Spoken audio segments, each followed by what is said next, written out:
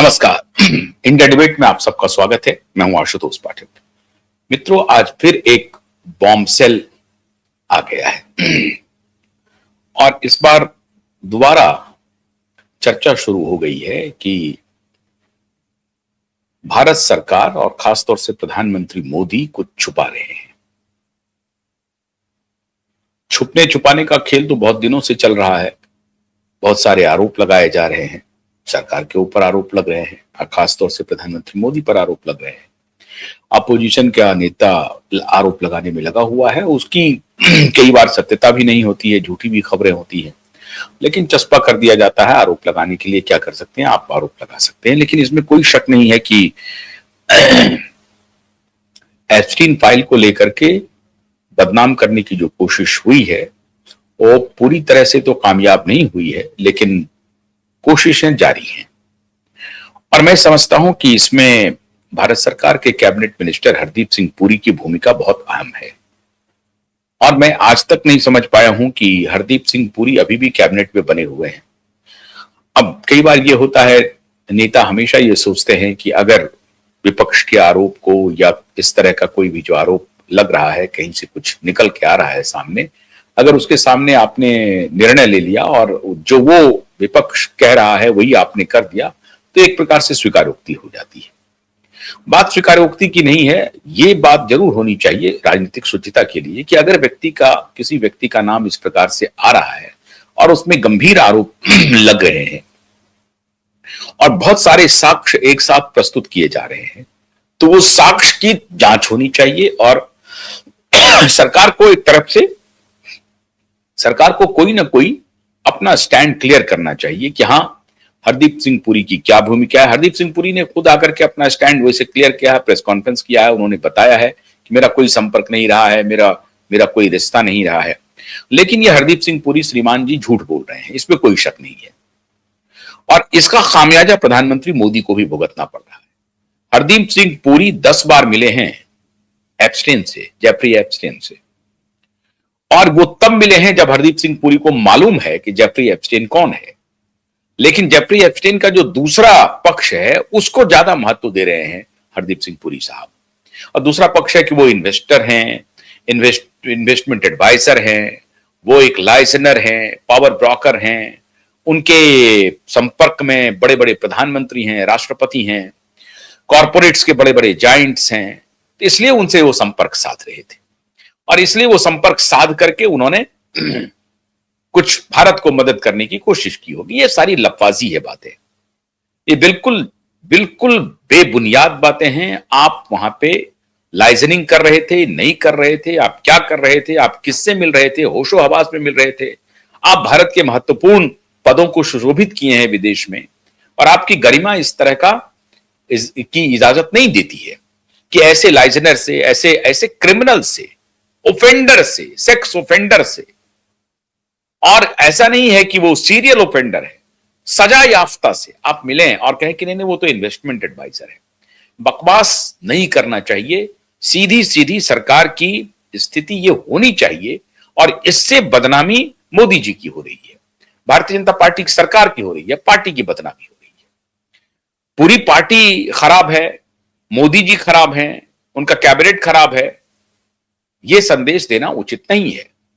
होता है अगर कहीं कोई मछली खराब आ जाए तो वो सारे जल को गंदा कर सकती है, तो इसलिए उस मछली को निकाल करके बाहर फेंकना चाहिए और मुझे लगता है कि इस पर जांच भी बिठानी चाहिए, इंक्वायरी बिठानी चाहिए और बहुत ही पारदर्शी इंक्वायरी होनी चाहिए। होगी नहीं लेकिन, और जब होगी नहीं तो ये सवाल उठेंगे कि मोदी जी क्या छिपा रहे हैं। अब आज जो मैं चर्चा करने वाला हूं कि मोदी जी एप्स्टीन का क्या छिपा रहे हैं, नहीं छिपा रहे हैं, वो बहुत महत्वपूर्ण नहीं है। महत्वपूर्ण यह है मित्रों कि कल से लगातार एक बार फिर अमेरिकी मीडिया छपी पड़ी है एक खबर से, और वो खबर भारत के हित में भी है। और मैं समझता हूं कि मोदी जी ने पूर्व में जो कहीं कुछ गलती हो गई होगी उससे मोदी जी ने खुद को कोर्स करेक्शन किया है, खुद का करेक्ट किया है और शायद अब सही रास्ते पर चल रहे हैं। और हमें उम्मीद करनी चाहिए कि ये मोदी जी सही रास्ते पर चल करके देश को सुरक्षित रखेंगे। ये मामला पुराना नहीं है जिससे मैं अभी वाकिफ आपको करवा रहा हूं, आप में से बहुत सारे लोग जानते भी होंगे। लेकिन खबर है मित्रों, अमेरिका की अखबारों ने दावा किया है, कुछ यूएस के ऑफिशियल्स के माध्यम से, व्हाइट हाउस के ऑफिशियल्स के माध्यम से। अब उनकी दावा में कितनी सच्चाई है, इसकी पुष्टि भारत सरकार को करनी चाहिए, क्योंकि फिर खबर अमेरिका से आ रही है। भारत सरकार ने इसकी कहीं कोई चर्चा नहीं की है। और जिसकी चर्चा हो रही है कल से, वो उस बात को हुए 3-4 दिन बीत गए हैं, शायद 24 मार्च को ही ये मीटिंग हुई है, बातचीत हुई है। क्या खबर है? खबर है कि राष्ट्रपति डोनाल्ड ट्रंप और प्रधानमंत्री मोदी के बीच में बातचीत हुई फोन पे। ये सबको मालूम है, भारत सरकार ने भी बताया, मोदी जी ने भी बताया, ट्वीट करके भी कहा कि हां हमारी मुलाकात हुई, हमारी बातचीत हुई है फोन पे।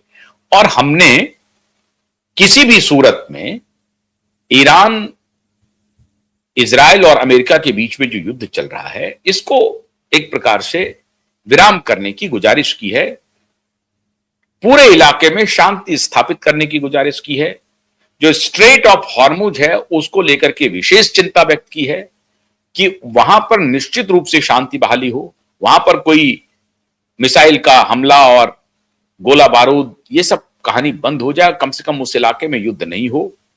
और स्ट्रेट ऑफ हॉर्मुज से जो वेसल्स निकल रहे हैं, जो ऑयल टैंकर निकल रहे हैं, उनको निकलने की अनुमति दी जाए, उनकी सुरक्षा की जाए। यह बड़ी शिद्दत से प्रधानमंत्री मोदी ने अपनी बातचीत में डोनाल्ड ट्रंप के सामने रखा।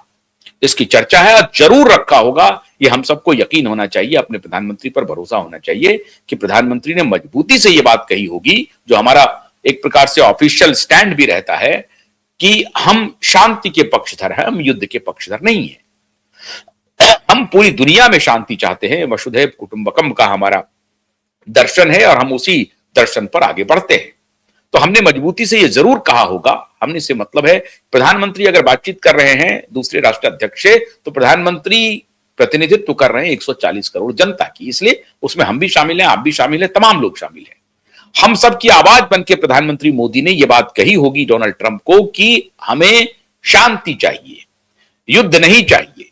अब आपको देखना है कि शांति कैसे बहाल करेंगे, और कम से कम ईरान का जो स्ट्रेट ऑफ हॉर्मुज है और जो इलाका है जहां से कि ऑयल टैंकर्स आ रहे हैं, एनर्जी का बहुत की डिपेंडेंसी है जिस इलाके पे, उस इलाके में तो कम से कम युद्ध विराम कीजिए, शांति स्थापित कीजिए, बातचीत शुरू कीजिए, निगोशिएशन शुरू कीजिए, डायलॉग एंड डिप्लोमेसी। प्रधानमंत्री मोदी हमेशा इस बात का जिक्र करते रहते हैं कि डायलॉग एंड डिप्लोमेसी ही हर समस्या का समाधान हो सकती है, युद्ध समस्या का समाधान नहीं हो सकती है, अशांति समस्या का समाधान नहीं हो सकती है। बहुत अच्छी बात है, ये मोदी जी ने कहा भी, सरकार की तरफ से वक्तव्य भी आया। हम सभी मुतमईन हैं, कन्विंस्ड हैं कि मोदी जी ने यह जरूर कहा होगा। लेकिन एक खबर है कि डोनाल्ड ट्रंप और मोदी जी के बीच बातचीत में एक तीसरा व्यक्ति भी मौजूद था, और वो तीसरा व्यक्ति राजकीय व्यक्ति नहीं था, मतलब कोई सरकारी व्यक्ति नहीं था। वो तीसरा व्यक्ति प्राइवेट व्यक्ति था, और वो व्यक्ति थे श्रीमान एलॉन मस्क। कहा जा रहा है कि मोदी और ट्रंप की बातचीत में एलॉन मस्क भी मौजूद थे फोन पर। तीनों लोग बातचीत कर रहे थे। अब यकायक खबर आ रही है कि अमेरिका में डोनाल्ड ट्रंप और एलन मस्क की दोस्ती थोड़ी प्रगाढ़ हो रही है, अच्छी हो रही है।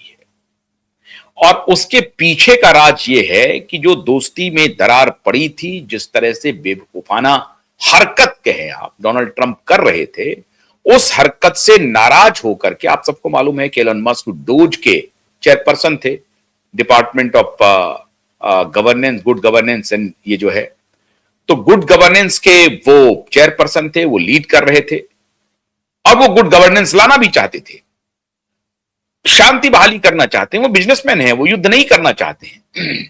तो शांति बहाली करना चाहते थे। लेकिन डोनाल्ड ट्रंप क्या करेंगे साहब, उनके कुछ ऐसे उच्चृंखल सलाहकार हैं जो उनको गलत सलाह देते हैं और गलत रास्ते पर ले जाते हैं। दो पर्सनालिटी ऐसे हैं मित्रों जो डोनाल्ड ट्रंप के साथ चट्टान की तरह खड़े रहे। उसमें एक है रॉबर्ट एफ कैनेडी जूनियर।